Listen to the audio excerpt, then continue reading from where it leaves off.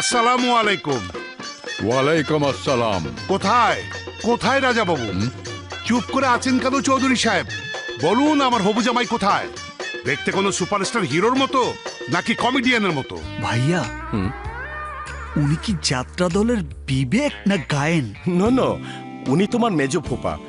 এই ফ্যামিলির জন্য নিজের জীবন উৎসর্গ করে দিতেও দ্বিধাবোধ করেন না, তাই চোখ দুটোকে চিরদিনের জন্য হারিয়েছে। কি হলো আমার জামাই বাবাজি কোথায়?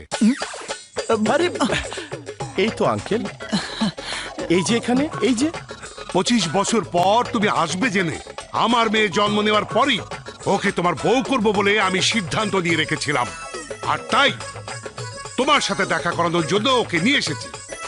মা সুইটি, এদিকে আয় তো মা।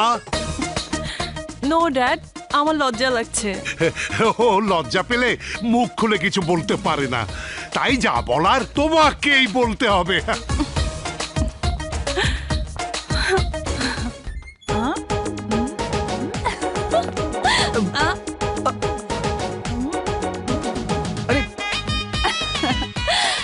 Happy birthday to you.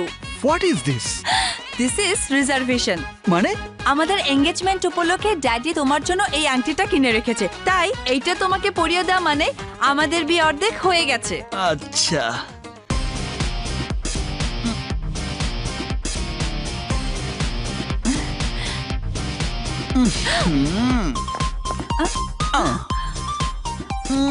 আরে আরে, এ কি করছো?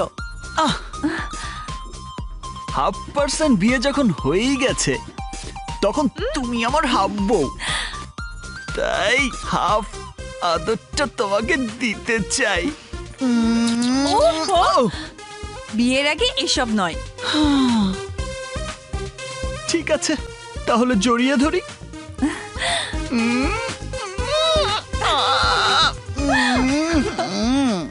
Hello, hi my dear. ওরে বাপরে, এ তো দেখছি সেই পাগড়িটার ভয়েস। এসো এসো না, আরে কই নিয়ে যাচ্ছ? একটু ঢোকো, যাও।